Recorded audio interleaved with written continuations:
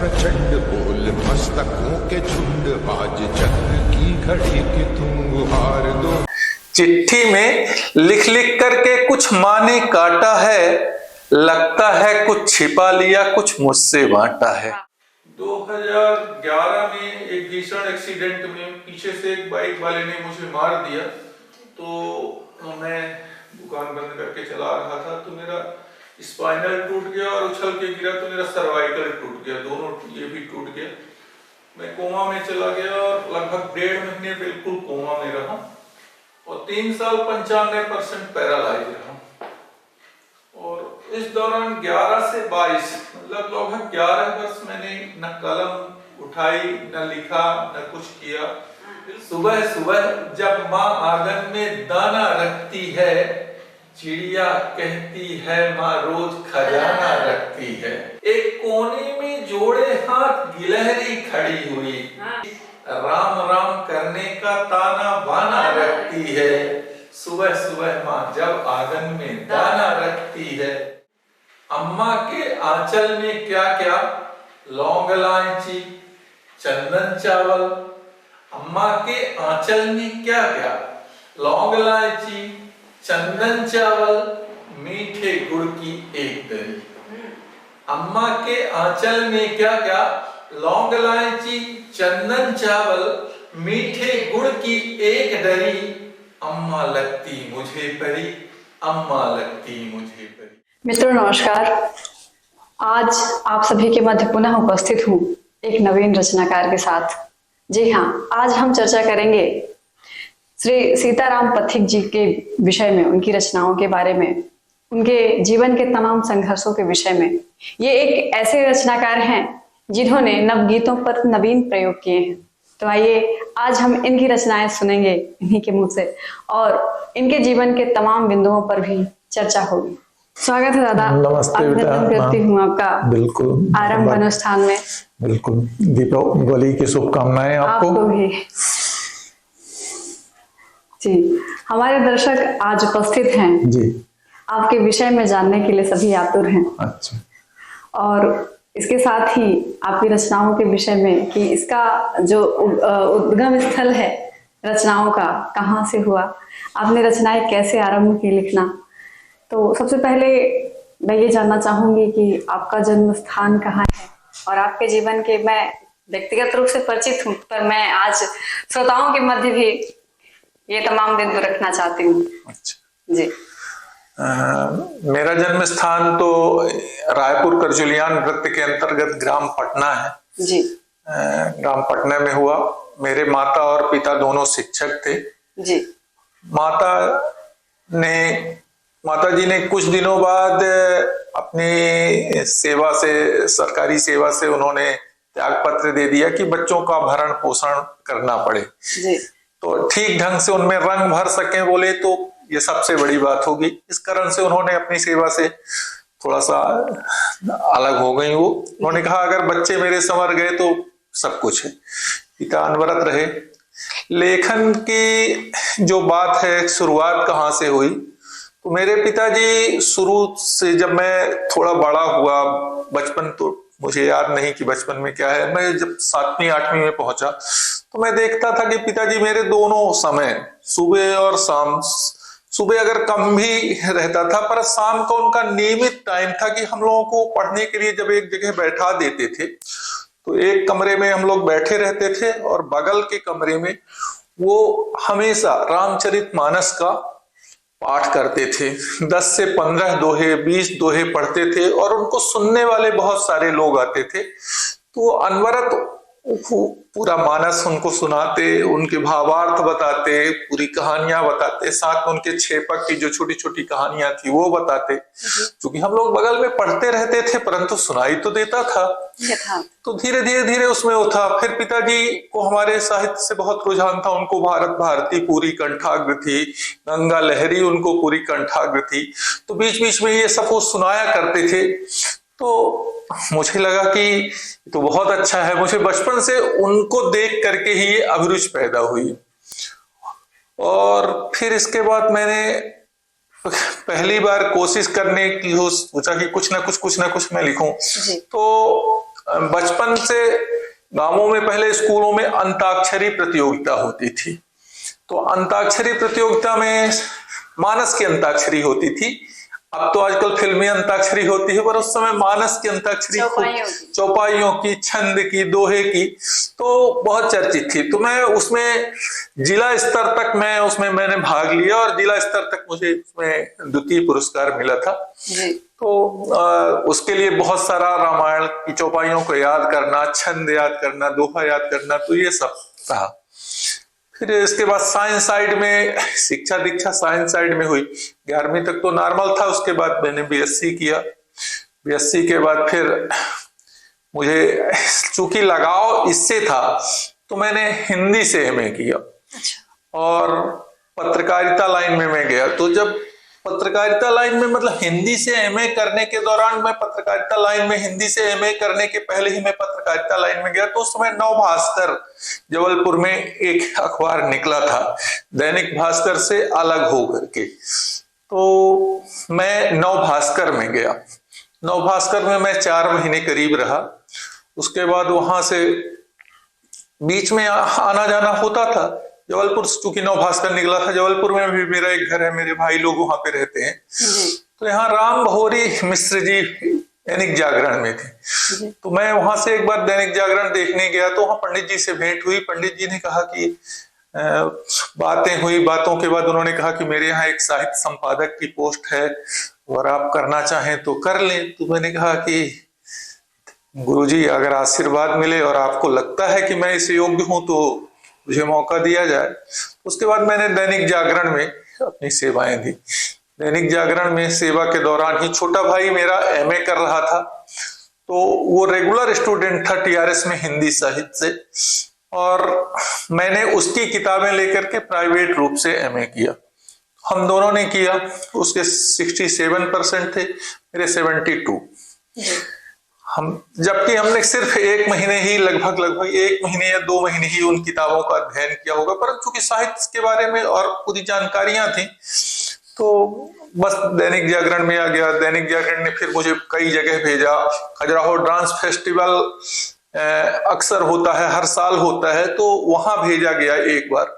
और Khajuraho dance festival की जो मैंने रिपोर्टिंग की, उसके बाद यहाँ पे दैनिक जागरण में जो उसकी रिपोर्टिंग प्रकाशित हुई, जो शब्दावली से जो मेरे आलेख छपे, जो कुछ हुए, उसके बाद मेरा नाम थोड़ा सा चर्चा में आना चालू हुआ।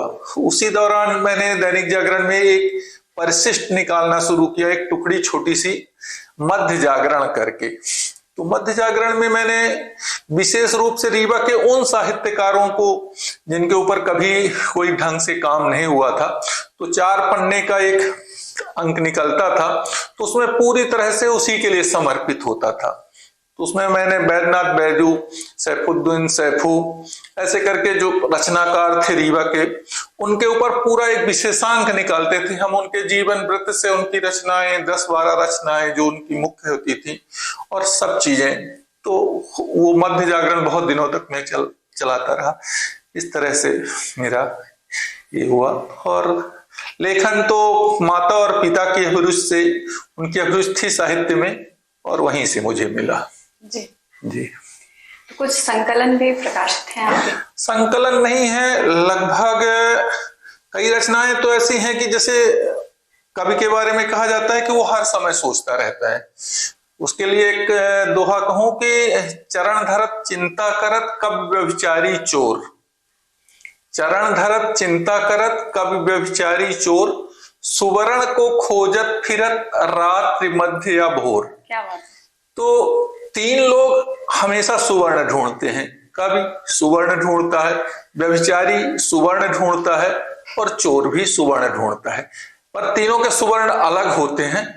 बस यही है। और हर समय सोचते रहते। तो हर समय रचना धर्मिता तो मतलब हर समय संकलन नहीं आया। कविताएं बहुत लिखी थी, लगभग 400-500 लगभग थी। तो उसमें से कम 150-200 गीत थे और कुछ हिंदी गजलें थी। कोशिश की थी कुछ 150-209 गीत थे। परंतु 2011 में एक भीषण दुर्घटना में जब मेरा एक्सीडेंट हुआ, तो उस दौरान मेरे घर में हजारों लोग आए मुझे देखने।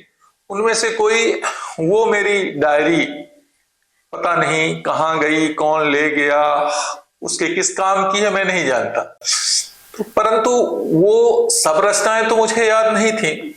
उसमें से करीब 25-30 रचनाएं मुझे, मेरी स्मरण शक्ति इतनी अच्छी थी कि 25-30 रचनाएं मुझे कम से कम याद थी।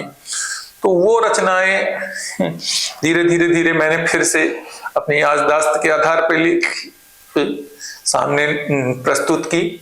उनमें एक रचना जो नवगीत की आपने बात की कि आप नवगीत अच्छा लिखते हैं, मैंने एक प्रयोग किया कि कुछ अलग ढंग से लिखा जाए। मुझे नहीं मालूम था ये नवगीत है या गीत है या क्या है, पर मैंने सोचा थोड़ा सा अलग ढंग से लिखा। तो मैंने सबसे शुरुआती दौर पे एक माँ के ऊपर एक रचना लिखी, और वह रचना, मैं साइकिल से आया करता था गाँव से दैनिक जागरण, तो रास्ते में मेरे दिमाग में एक बात आई और मैंने सोचना शुरू किया, और वो 15 किलोमीटर रामनई है रीवा से। तो उस साइकिल की यात्रा के दौरान मेरे दिमाग में बन गई, और मेरे पास पेन था, कुछ कागज नहीं था।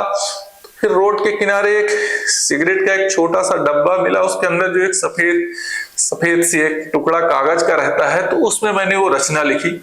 तो मेरी पहली रचना जो नवगीत के रूप में कहें तो वो थी, और वो माँ के ऊपर थी।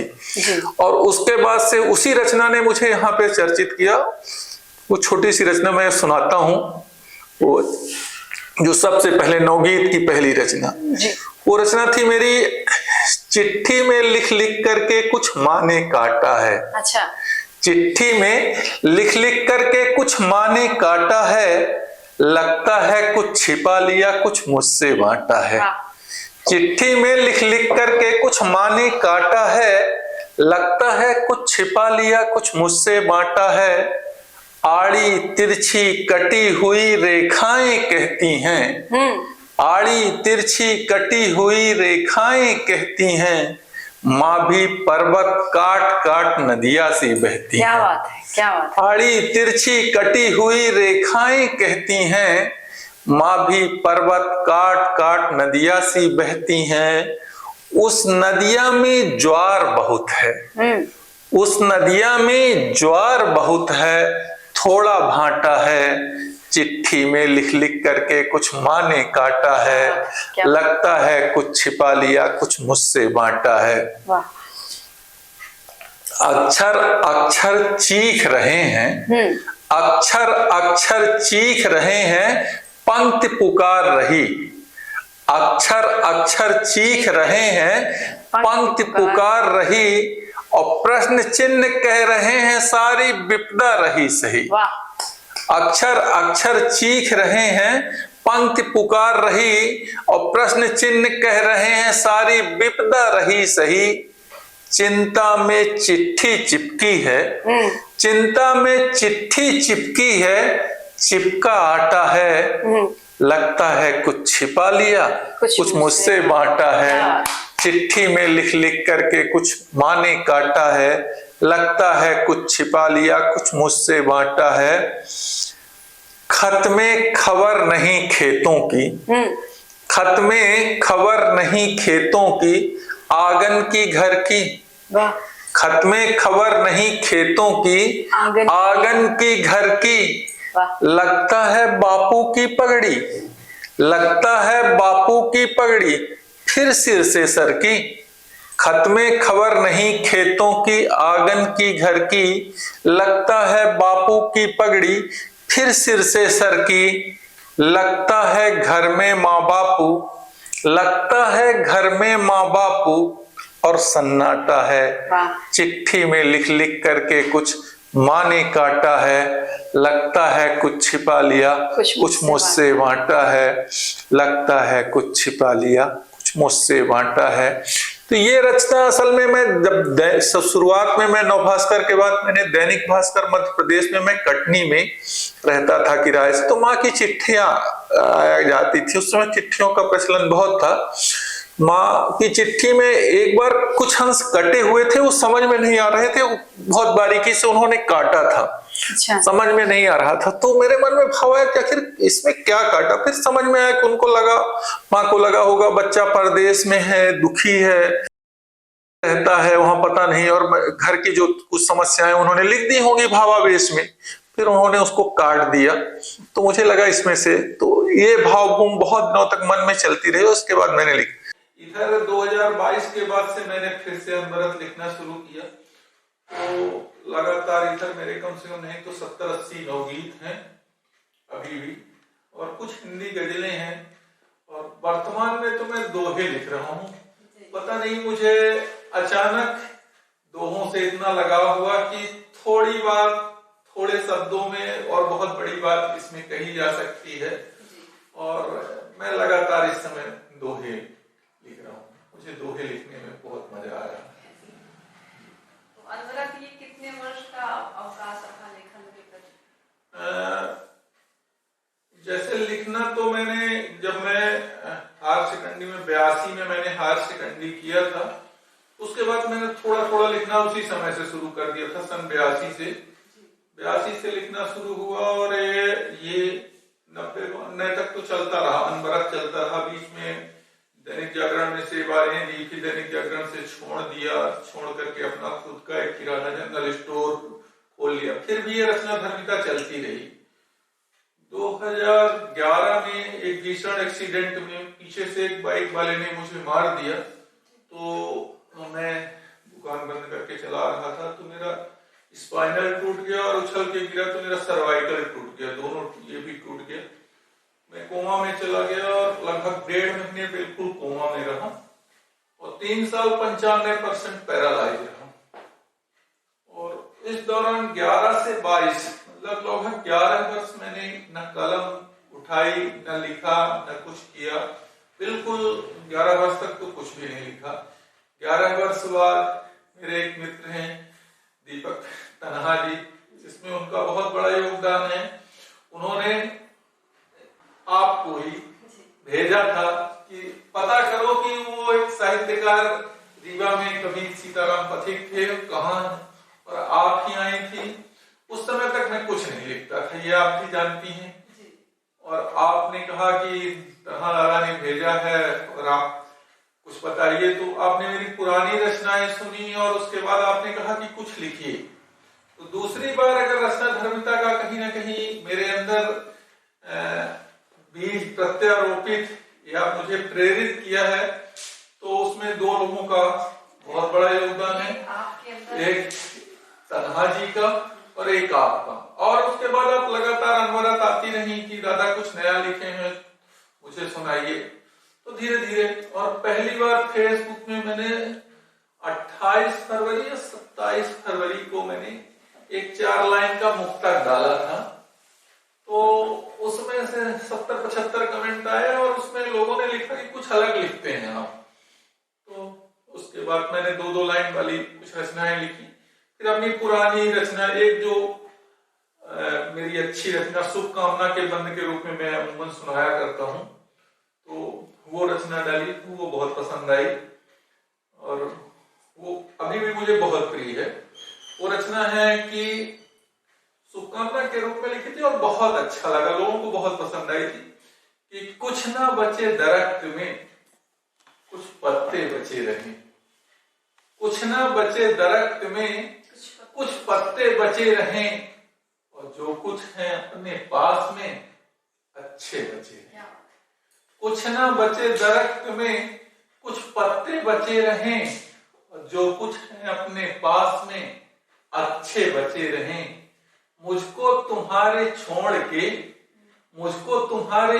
के जाने का दुख नहीं, मुझको तुम्हारे छोड़ के जाने का दुख नहीं। आए थे जिसमें साथ वो रास्ते बचे रहें। कुछ ना बचे दरख्त में, कुछ पत्ते बचे रहें, और जो कुछ है अपने पास में अच्छे बचे रहें। और कितना भी हो कठिन सफर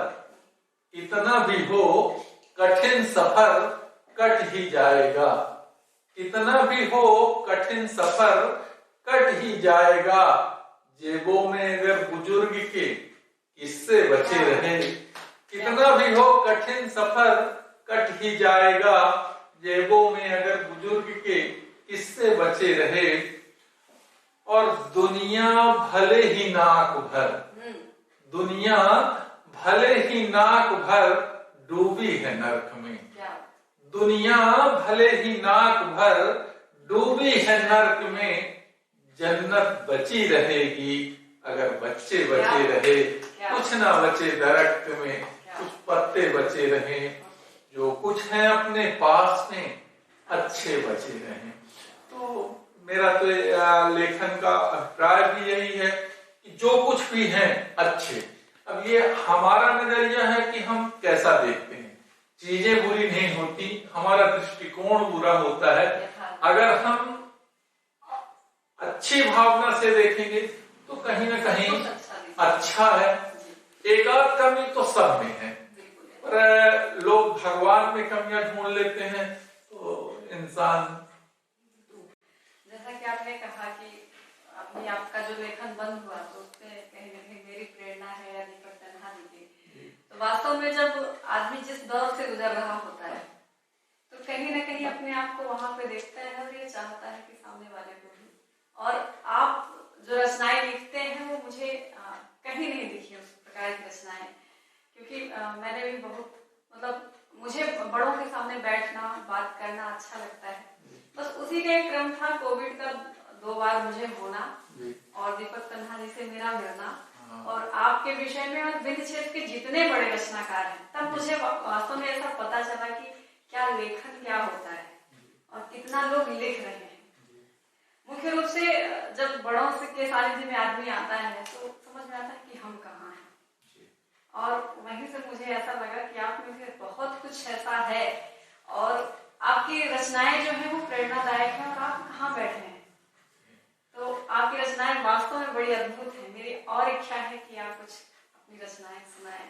देखिए, रचनाकार का सबसे पहले रचना धर्मता के प्रति और जो कुछ है तो हो, सबसे पहले उसके अंदर सहिष्णुता, विनम्रता और सामने वाले को सम्मान देने की भावना उसके अंदर होनी चाहिए।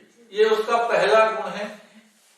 उसके अंदर जैसी उसका हृदय होगा, जितनी स्वच्छता हृदय में होगी, जितनी निर्मलता होगी, उतनी ही अच्छी रचनाएं उसके अंदर से निकलेंगी। पहले ये। दूसरा, एक शेर से अपनी बात कहता हूं कि खुद से चलकर नहीं ये तर्जे सुखन आया है, खुद से चलकर नहीं ये तर्जे सुखन आया है, पांव दाबे हैं बुजुर्गों के तो ये फन आया है। तो ये आशीर्वाद सबसे मिलता है।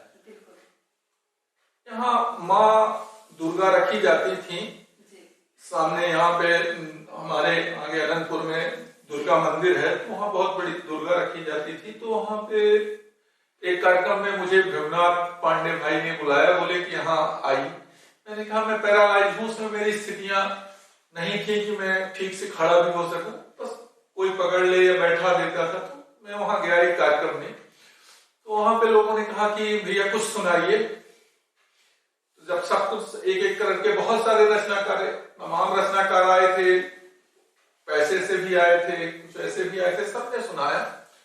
और सुनाने के बाद सबने सुनाया, अंतिम में मुझे कहा गया कि आप भी कुछ सुनाइए। तो मैंने कहा ठीक है, मैंने 1-2 रचनाएं उसमें सुनाई। तो एक रचना मैंने, जो आज का संक्रमण, नई पीढ़ी और पुरानी पीढ़ी के बीच में जो थोड़ा सा संक्रमण का दौर है, जो एक संघर्ष है, उसके ऊपर आधुनिकता और पुरातन की लड़ाई है, उसको मैंने एक छोटी सी रचना में लिखा था।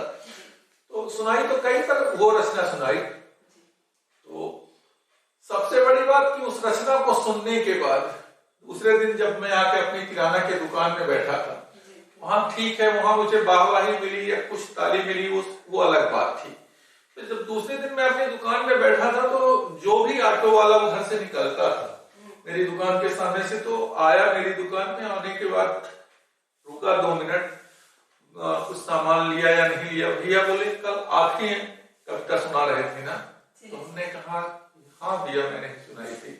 बोले आपकी रचना लगता था जैसे हमारी जिंदगी की रचना है, और आपकी रचना हमको समझ में आई, बाकी की तो सर से ऊपर निकल रही थी।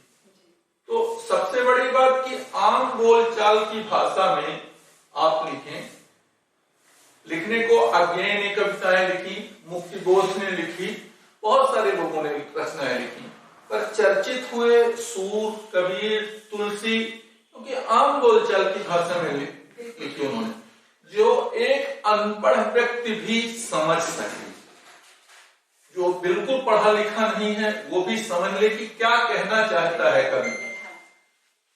और उसके लिए अगर हमको बहुत दिमाग लगाना पड़े तो फिर कविता जनप्रिय नहीं हो सकती। तो मैंने एक बहुत छोटी सी रचना सुनाई थी, और रचनाएं दो सुनाई थी, पर दोनों रचनाएं सुनाता हूँ। एक रचना मैंने सुनाई थी एक गरीब मजदूरों के ऊपर, जो लोगों को बहुत पसंद आई, और एक संक्रमण जो अभी बताया। तो वो रचना बहुत थी कि आईने में अपना चेहरा देख डरता है गरीब, आईने में अपना चेहरा देख डरता है गरीब, अरे एक दिन में जाने कितनी बार मरता है गरीब। आईने में अपना चेहरा देख डरता है गरीब, एक दिन में जाने कितनी बार मरता है गरीब, और धूम से बारात निकले या उठे अर्थी कहीं, धूम से बारात निकले या उठे अर्थी कहीं, पगडंडियों में फूल के जैसे बिखरता है गरीब, पगडंडियों में फूल के जैसे बिखरता है गरीब, एक दिन में जाने कितनी बार मरता है गरीब, और जिंदगी उसके लिए कठपुतलियों का खेल है, जिंदगी उसके लिए कठपुतलियों का खेल है, हर समय अंधी सुरंगों से गुजरता है गरीब, जिंदगी उसके लिए कठपुतलियों का खेल है, हर समय अंधी सुरंगों से गुजरता है गरीब, एक दिन में जाने कितनी बार मरता है गरीब, और तन में लगोटी पेट में रोटी नहीं तो क्या हुआ, तन में लगोटी और पेट में रोटी नहीं तो क्या हुआ, हर एक देहरी पर दुआ की दिया धरता है गरीब, हर एक देहरी पर दुआ की दिया धरता है गरीब, एक दिन में जाने कितनी बार मरता है गरीब, आईने में अपना चेहरा देख डरता है गरीब। एक तो ये रचना थी। तो ये आम बोलचाल की भाषा में जितने भी वहां छोटे छोटे वर्ग के कर्म थे, मजदूर वर्ग के, श्रमिक वर्ग के, उनको लगा ये मेरी जिंदगी की बात है और उनको बहुत पसंद आई, और तभी उन्होंने दूसरे दिन मुझे आकर मुझसे पूछा कि कल आपने सुनाया था, तो मुझे लगा कि मेरी बात पहुंची वहां तक। और एक जो नई पीढ़ी और पुरानी पीढ़ी की संक्रमण की बात, वो भी चर्चित हुई थी रचना कि एक खुली पुस्तक का पन्ना, एक खुली पुस्तक का पन्ना मोड़ गया बेटा, एक खुली पुस्तक का पन्ना मोड़ गया बेटा, और वृद्ध पिता को फिर मेले में छोड़ गया बेटा, एक खुली पुस्तक का पन्ना मोड़ गया बेटा, और वृद्ध पिता को फिर मेले में छोड़ गया बेटा, और अम्मा ओढ़े बिना उम्र भर धोती रही जिसे, अम्मा ओढ़े बिना उम्र भर धोती रही जिसे, उस चादर में दाग दुखों के छोड़ गया बेटा, अम्मा ओढ़े बिना उम्र भर धोती रही जिसे, उस चादर में दाग दुखों के छोड़ गया बेटा, एक खुली पुस्तक का पन्ना मोड़ गया बेटा, वृद्ध पिता को फिर मेले में छोड़ गया बेटा, और जिसे लाद कंधे पर पुरखे, जिसे लाद कंधे पर पुरखे हिमगिर से लाए, जिसे लाद कंधे पर पुरखे हिमगिर से लाए, उसी नदी के जल में पत्थर, उसी नदी के जल में पत्थर जोड़ गया बेटा, एक खुली पुस्तक का पन्ना मोड़ गया बेटा, वृद्ध पिता को फिर मेले में छोड़ गया बेटा। ये तो एक पक्ष की बात थी। फिर पिता भी क्या, तो पिता के क्या दायित्व बनता है ऐसे बेटे के प्रति, तो मैंने लिखा कि गंगा जल से भरी सुराही सौंपे तो कैसे, हमारी जो संस्कृति है, परंपरा है, हमारी जो बेटियां हैं, जो हमारे पास पिता के पास पावन चीजें हैं, वो अपने ऐसे संतान को कैसे सौंपे? तो गंगा जल से भरी सुराही सौंपे तो कैसे, गंगा जल से भरी सुराही सौंपे तो कैसे, उड़ती हुई पतंग का धागा, उड़ती हुई पतंग का धागा तोड़ गया बेटा, एक खुली पुस्तक का पन्ना मोड़ गया बेटा, वृद्ध पिता को फिर मेले में छोड़ गया बेटा। एक्सीडेंट की पहले की रचना है। एक्सीडेंट के बाद से मैंने कुछ नया लिखा, उनमें से एक रचना मैं आपको सुनाता हूँ।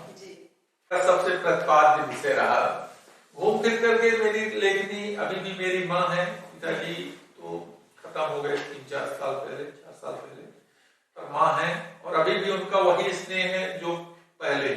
वो मुझे बहुत मानती हैं या मैं मानता हूँ, अभी तक इसमें हम लोग निर्णय नहीं कर सके। वो कहती हैं कि तू मुझे बहुत मानता है और मुझे लगता है कि अपने 5 बेटों में वो मुझे सर्वाधिक मानती हैं, ये मेरे मन में। और माँ तो ऐसी है भी कि वो सबके लिए है और सबको लगना चाहिए कि माँ मुझे बहुत मानती है। तो माँ पे मैंने बहुत लिखा। एक रचना, हमारे गांव में जो घर था, बीच में आंगन था, चारों तरफ परछी थी, तो हमारे पिताजी जब खाना खाने बैठते थे तो माँ उनको खाना जब ला करके देती थी तो उसमें से वो एक मुट्ठी चावल अपनी थाली से उठा करके आंगन में फेंकते थे। खाना खाने के पहले शुरुआत में ही वो एक मुट्ठी चावल उठा करके उसमें से पूरे आंगन में ऐसे फेंक देते थे बैठे बैठे ही। तो उसको खाने बहुत सारे जानवर आया करते थे, चिड़िया आती, कौवा आता, सब कुछ आता।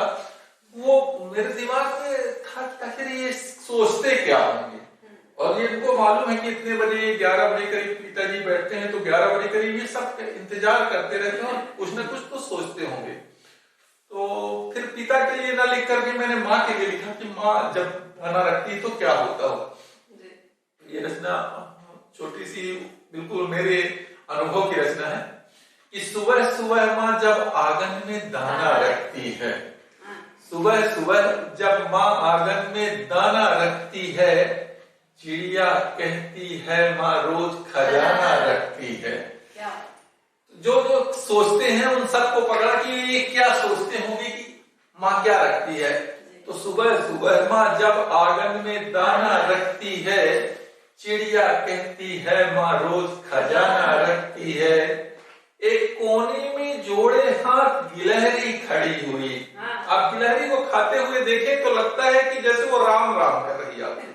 एक कोने में जोड़े हाथ गिलहरी खड़ी हुई, राम राम करने का ताना बाना रखती है। सुबह सुबह माँ जब आंगन में दाना रखती है, चिड़िया कहती है माँ रोज खजाना रखती है। और जल्दी जल्दी मार झपटता, जल्दी जल्दी मार झपटता कौवा खाता है। जल्दी जल्दी मार झपटता कौवा खाता है। वह कहता है माँ उसका हरजाना रखती है। वह कहता है माँ उसका हरजाना रखती है। सुबह सुबह माँ जब आंगन में दाना रखती है, चिड़िया कहती है माँ रोज खजाना रखती है। मैना कोयल खाते ही कुछ बिहवल हो जाती, मैना कोयल खाते ही कुछ बिहवल हो जाती। दोनों कहती माँ मीठा सा गाना रखती है, दोनों कहती माँ मीठा सा गाना रखती है। सुबह सुबह माँ जब आंगन में दाना रखती है, चिड़िया कहती है कि माँ रोज खजाना रखती है। बापू कहते द्वार स्वर्ग का दानों से खुलता।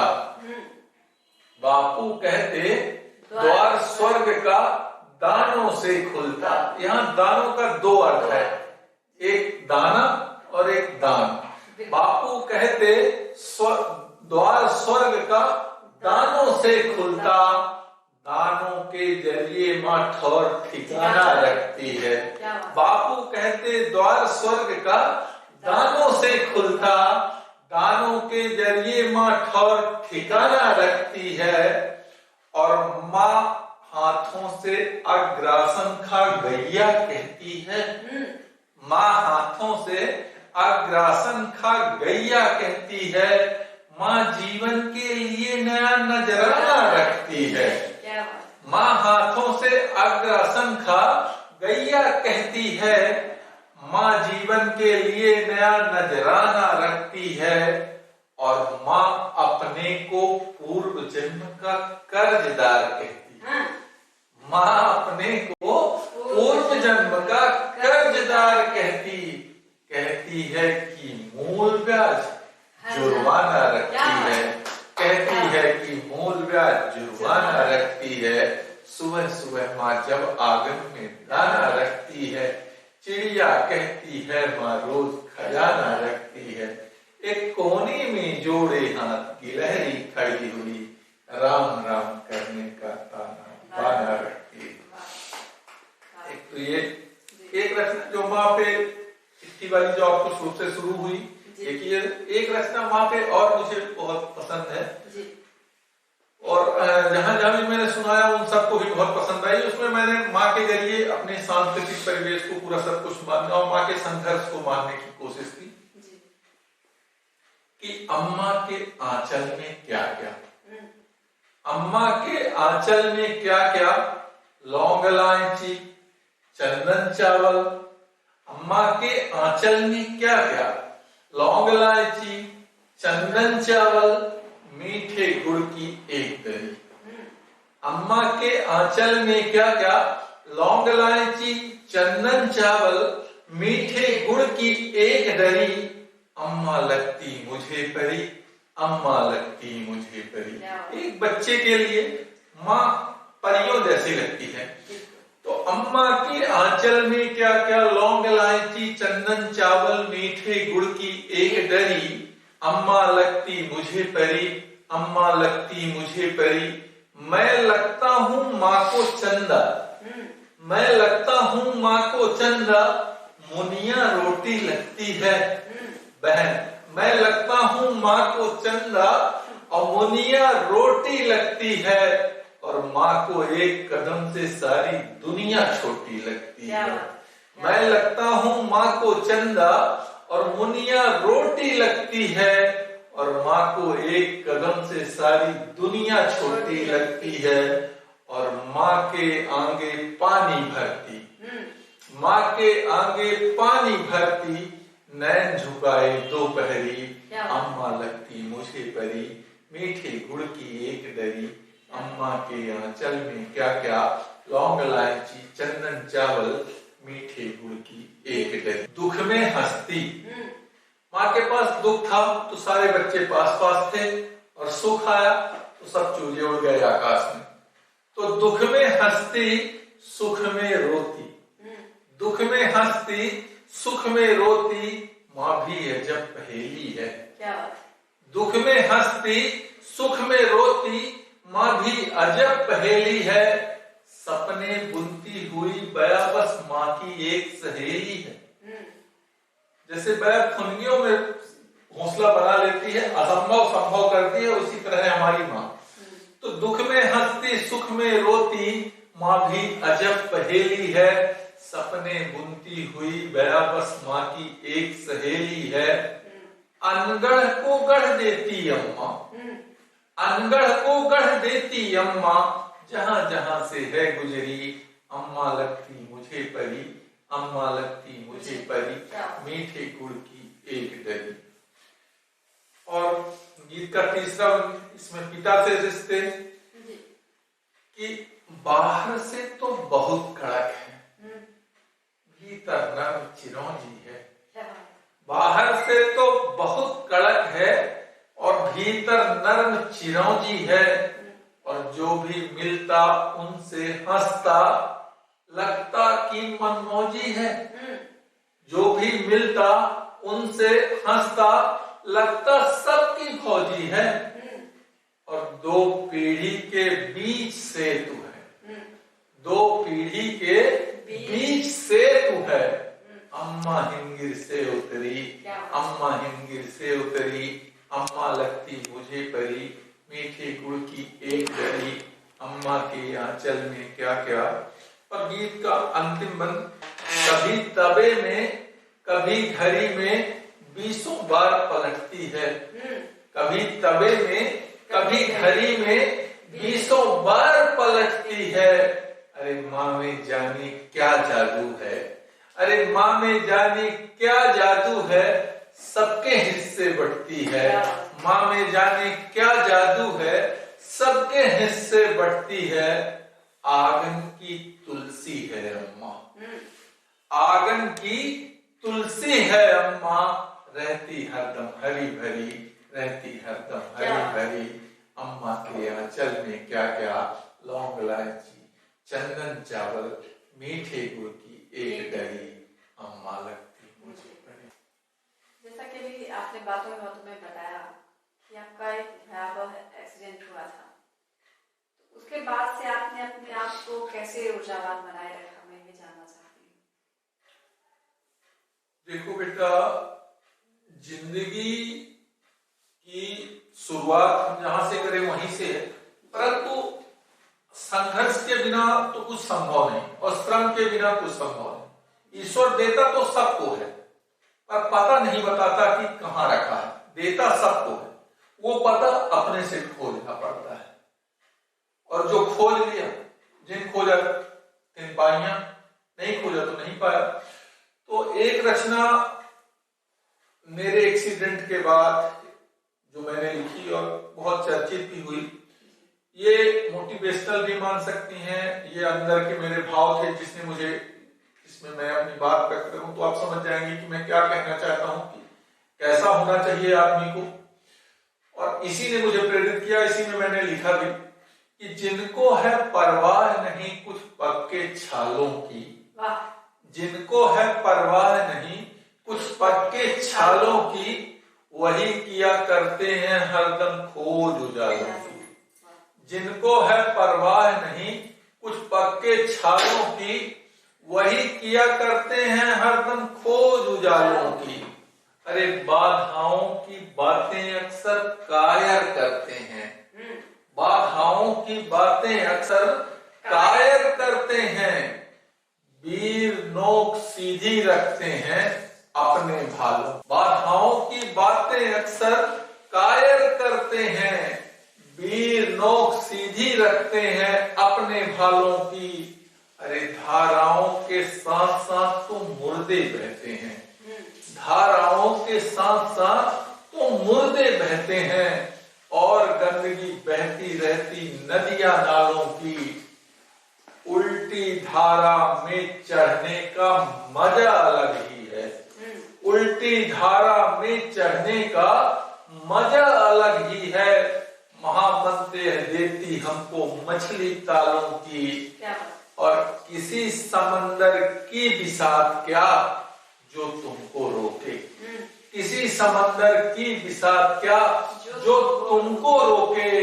नाव छोड़ दो कहीं किनारे ख्वाब ख्यालों की, और तूफानों में राह ढूंढने वही निकलते हैं, तूफानों में राह ढूंढने वही निकलते हैं, जिनको नहीं सुनाई देती बातें प्यालों की।